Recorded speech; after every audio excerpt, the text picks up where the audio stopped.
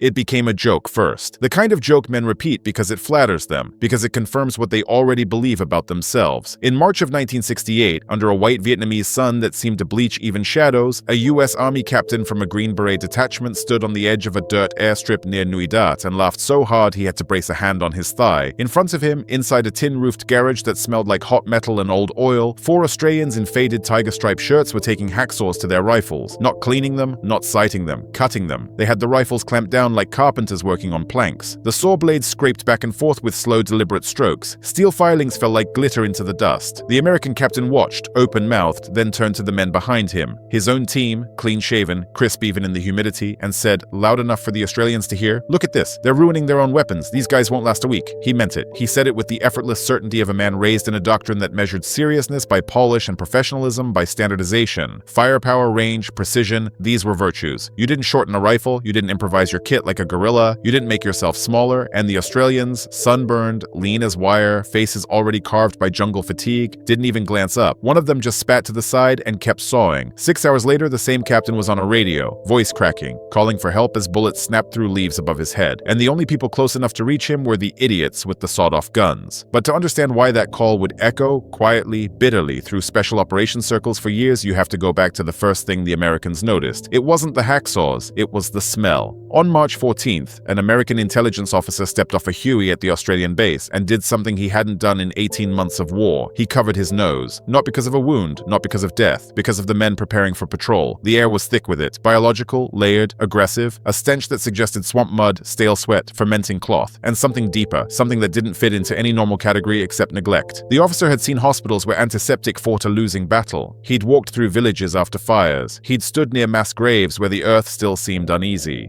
None of that prepared him for the odor rolling off the Australians as they squatted over their kit, threading straps, checking magazines, rubbing charcoal into their faces. His mind reached for bureaucracy because bureaucracy is comforting. Logistics failure, he thought. Supply chain breakdown. Discipline problem. Someone's going to get chewed out. He approached an Australian lieutenant, young, sandy-haired, face calm in a way that made the American feel vaguely underdressed, and offered politely to help requisition hygiene supplies, soap, razors, deodorant. The lieutenant looked at him for a long beat, then smiled without warmth. "Mate," he said, "that smell isn't a problem. It's the point." The American blinked. The lieutenant's voice stayed casual, but something sharp lived under it, like a knife kept behind a grin. "You Yanks think clean means professional," he went on. "Out here, clean means detectable. Clean means dead." The American laughed once, reflexively, the way you laugh when someone says something absurd with too much confidence. But the Australians weren't joking. They didn't smell like men. They smelled like the jungle. The lieutenant walked him through it as if he were explaining gravity. Every American soldier, by policy and habit, carried the scent of home into Vietnam. Soap, shaving cream, bug repellent with its chemical edge, toothpaste that cut the air like peppermint, even the sweet smell of American cigarettes. In the jungle, those scents didn't fade the way they did back in Kansas or North Carolina. The humidity held them. The leaves trapped them. The air carried them along low corridors between trunks like invisible rivers. The enemy didn't need binoculars. They needed noses. The Australians had learned, by trial, by casualties, by listening to men who had hunted for a living, that the jungle had its own smell palette. Rot, sap, mud, decay, green life breaking down into brown life. Anything outside that palette was a flare, so the Australians erased themselves. 2 weeks before a patrol, they stopped using soap entirely. They ditched deodorant. They shaved less, not because of style, but because shaving irritated skin and demanded products. They used water if they had to, and ash if they could. They quit sweet cigarettes or switched to local tobacco that blended into the smoke already drifting from villages. They ate what the land ate. Fish sauce, rice, fermented things that altered the chemistry of sweat. By insertion day, the Australians didn't smell clean or dirty. They smelled normal. The American intelligence officer wrote it down, still unconvinced, and asked the obvious question. Does it really matter? The lieutenant didn't answer with theory. He answered with a story. A patrol the previous year, concealed in vines and mud. An enemy scout passing so close his breath could be heard. Close enough to see the texture of his sandals, the tiny scars on his ankles. And then, this was the part that turned the officer's stomach, close enough to step on the boot of an Australian trooper lying under leaves. The Viet Cong fighter looked down, saw nothing but jungle debris, and kept walking. The Australian didn't move, didn't flinch, didn't blink. He didn't even breathe in a way that could be seen. He waited until the foot lifted and the jungle swallowed the scout again. Only then did he exhale. The officer felt his own lungs tighten, imagining the discipline it took to remain a corpse while a living man stood on you. That, the lieutenant said quietly, is what smell buys you. And smell was only the first shock. The next shock was the rifles. The American watched them in the garage again, watched the hacksaws chew through steel, and asked what any ordnance man would ask: why would you destroy your own effective range? One of the Australians finally looked up, older than the others, a sergeant by the stripes. His eyes had that far-off steadiness you saw in men who had learned to live inside silence. He tapped the jungle outside with the back of his hand. How far can you see in there? He asked. The American hesitated. Depends. It doesn't, the sergeant said. 10 meters, 15 on a good day. That's it. That's your world. Anything beyond that is theory. The Australians had a fine rifle. Long, accurate, built to hit a man at distances the jungle refused to allow. In open country, it was a scalpel. Here, it was a mast, a snagging pole, a noisemaker, a liability. So they shortened the barrels, removed unnecessary pieces that caught vines, welded crude grips, carved wood, made the weapon compact enough to slide through bamboo without announcing itself. It looked ugly, which is why Americans hated it at first glance. But the ugly rifle fit the only kind of fight the jungle offered: sudden, close, final. The American officer watched them work and felt an unfamiliar irritation rise. It wasn't just that the Australians were breaking rules, it was that the rules suddenly looked like luxury. And then he looked down, at their feet, sandals, not boots. Sandals cut from old tires, strapped with inner tubes, the kind the enemy wore because they were quiet and cheap and left a footprint that vanished. The American officer stared, certain he had misunderstood something. You're wearing their shoes, the sergeant shrugged. Their trackers read treads like you read a map. Why would we give them our handwriting? American jungle boots had a distinctive pattern. A tracker could look at the ground and know instantly what kind of patrol had passed, how many, how long ago. The enemy didn't just follow trails, they read them, so the Australians wrote nothing. Or better, they wrote lies. With those sandals, their tracks looked like friendly movement. A Viet Cong scout might follow them, relaxed, assuming he was walking behind his own, and the Australians would be waiting in the quiet, watching him come. The officer wrote that down too, pen scratching paper harder than necessary. He started to feel the edges of something uncomfortable, a possibility that all the American professionalism was, in this environment, just a series of bright flags. But even then, he thought, fine, clever tricks. Still, a war is won by force. Then the Australians showed him how they moved. The figure sounded like a mistranslation at first, 100 meters per hour. The American officer heard it and laughed because he assumed someone had meant 100 meters per minute or had forgotten a zero or was playing a joke. But the Australians weren't smiling. They offered a demonstration. 4 troopers entered the jungle half a kilometer from the base perimeter. The American stood 15 meters away, close enough that he should have heard something. The point man took a single step, placing his foot like a surgeon placing a scalpel. Then the patrol froze. Not slowed, frozen, no shifting weight, no swaying, no heads turning, only eyes moving, scanning through green clutter. The American waited for the next step. It didn't come. A minute passed. 2, 3, 4 full minutes of absolute stillness. Then a second step, then stillness again. In 30 minutes, they covered 50 meters. 50. The American felt a strange heat build behind his ears. He wanted to mock it. He wanted to argue. But the jungle gave him no argument to hold. He heard nothing. No leaf rustle, no twig snap, no brush against cloth. The jungle's own soundtrack continued as if the Australians weren't there at all. Birds calling, insects droning, distant monkeys complaining. The officer realized with a chill that American patrols moved through the jungle like storms. Loud, persistent disturbances. Easy to mark, easy to anticipate. These Australians moved through it like shadows that the jungle itself didn't bother to notice. And he understood the brutal logic. If you moved so slowly, the jungle forgot you between steps. You left no acoustic trail. No pattern for an enemy listening post to catch. No reason for someone to lift a rifle and whisper, contact. Slow movement didn't just hide you. It changed what you were. It turned you from prey into something that hunted.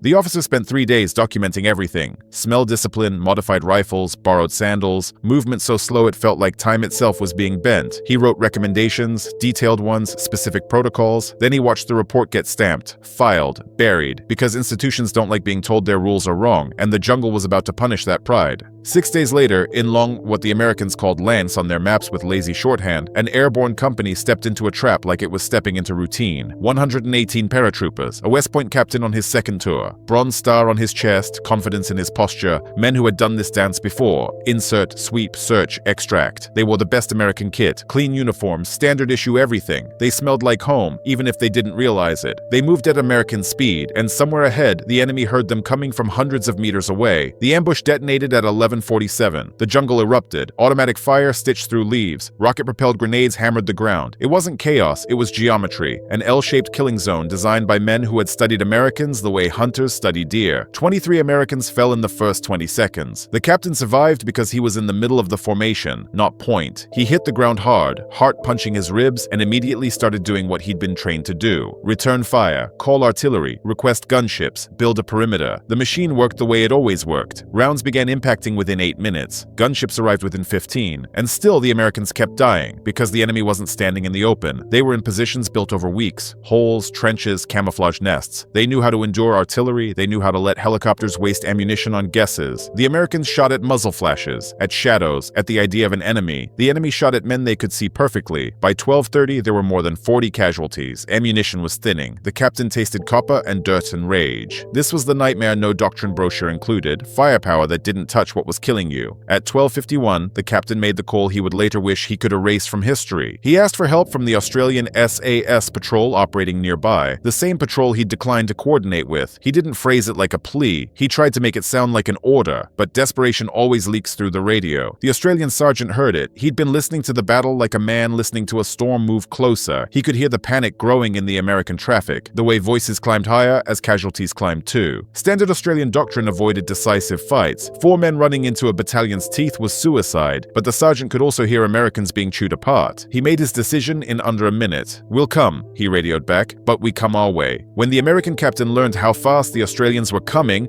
100 meters per hour, he exploded. "What are you doing, sleepwalking?" he shouted into the handset. "Move faster." The sergeant's reply was calm enough to sound insulting. "Faster gets us heard. Heard gets us dead. Dead doesn't help you." The captain clenched his jaw so hard it hurt. And then he waited for 93 minutes. The longest 93 minutes of his life. Because while he imagined 4 Australians crawling toward him like snails, something else was happening. Something no American planner would have believed possible. The Australians weren't coming to the American position. They were going through the enemy. They used the battle's noise as cover, used their lack of scent as camouflage, used that maddening slow movement, not because time wasn't precious, but because time was the only currency that bought invisibility. They slipped into the Viet Cong rear like a rumor. At times they froze so long their muscles burned with the urge to twitch. Once, an enemy fighter came within arm's reach of the sergeant, close enough that the Australian could smell the enemy's sweat, could see the dirt under his fingernails. The Viet Cong fighter adjusted his gear, checked his ammunition, muttered something to a comrade, and never saw the man beside him. At 14:27, the Australians reached a place that should have been impossible. Inside the enemy's perimeter, 35 meters from the battalion command post. 200 fighters around them, none aware. The sergeant settled into the earth like he was becoming part of it. And then he did the thing the Americans had been unable to do for hours. He saw the battle. Not flashes and guesses, actual positions, the command element directing fire, the machine gun nest carving Americans apart. The routes runners used to move ammunition, the path the enemy would take when they decided it was time to withdraw. He keyed his radio and began giving artillery corrections. Not walk it left, not a little closer. Coordinates that sounded like madness because they were measured in meters, not football fields. The first corrected mission landed directly on the enemy command post. The jungle jumped. When the smoke cleared, there was no command post. There was a crater and bits of shattered wood and silence where orders had been. The second correction erased a heavy machine gun position that had been chewing through American lines. The gun went quiet as if someone had turned off a switch. The third sealed the main withdrawal route. When the Viet Cong tried to disengage, artillery greeted them in the exact corridor they'd expected to use. The fourth struck an ammunition point. Secondary explosions rattled the air, and the enemy's fire began to stumble. Within 18 minutes, the battle inverted. The Americans, who had been waiting for annihilation, suddenly felt pressure lift. Enemy fire lost coherence. Positions that had been invisible were now being struck with surgical accuracy, as if the jungle itself had turned against them. Survivors broke and ran. The American captain stared at the sudden change like a man watching physics rewrite itself. Final count: 34 Americans dead, 51 wounded, enemy losses estimated in the dozens, 87 confirmed, more likely far higher. Australian casualties, 0. Not a scratch. Not because they were lucky, because they had been ghosts in a world that punished anything human. So the after-action reports were classified so high they might as well have been thrown into the sea, not for operational security, for institutional dignity. 4 Australians using methods that looked primitive to American eyes had accomplished what a full company of elite paratroopers with artillery and gunships could not. They didn't just rescue the Americans. They embarrassed the assumptions the Americans had carried into the jungle like armor. And then the most damning evidence came from the enemy. Captured documents later in 1968 revealed that Viet Cong units had developed entirely different tactical guidance depending on who they faced. Against Americans, ambush aggressively, strike hard in the first 30 seconds, withdraw before artillery becomes effective, reposition and do it again. Americans were predictable, loud, trackable, smellable. Their doctrine made them exploitable. Against Australians, avoid. Do not engage unless necessary. Do not pursue. Do not attempt an ambush unless you want to be the one ambushed. The documents used a term reserved for no other Western force: Ma Rung, jungle phantoms, a word with superstition woven through it, like the forest itself was haunted. The enemy wasn't merely cautious around Australians. They were afraid in a way they weren't afraid of Americans, and that fear changed the map. Sectors with Australian patrols grew quieter, not because Australians avoided contact, but because the Viet Cong chose not to wander into a place where ghosts hunted. American commanders noticed, of course. They demanded explanations. They suggested the Australians had easier terrain, or fewer missions, or were padding numbers. But the captured documents stripped stripped away every excuse. The Viet Cong were choosing their fights. Against Americans, they had advantages. Against Australians, they did not, so they stayed away.